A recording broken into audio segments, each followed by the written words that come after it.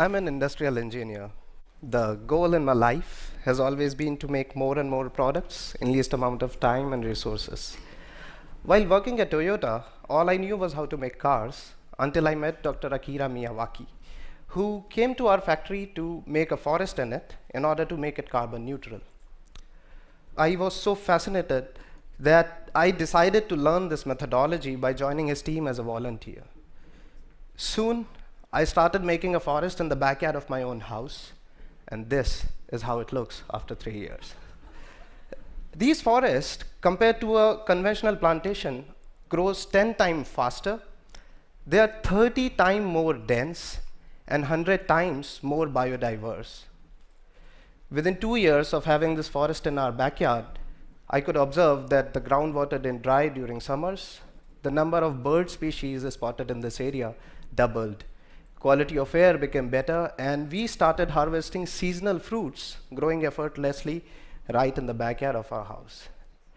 I wanted to make more of these forests. I was so moved by these results that I wanted to make these forests with the same acumen with which we make cars or write software or do any mainstream business. So I formed a company which is an end-to-end service provider to create these native natural forests. But to make afforestation as a mainstream business or an industry, we had to standardize the process of forest making.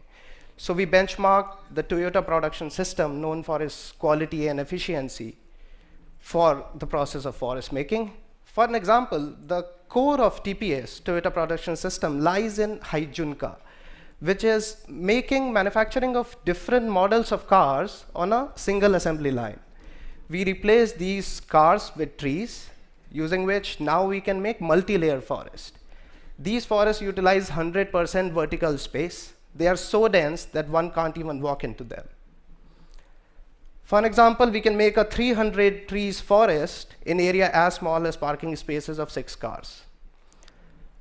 In order to reduce cost and our own carbon footprint, we started utilizing local biomass as soil amender and fertilizers. For an example, coconut shells crushed in a machine mixed with rice straw, powder of rice husk mixed with organic manure is finally dumped in soil on which our forest is planted. Once planted, we use grass or rice straw to cover the soil so that all the water which goes into irrigation doesn't get back evaporated into atmosphere. And using these simple improvisations, today we can make a forest for cost as low as cost of an iPhone.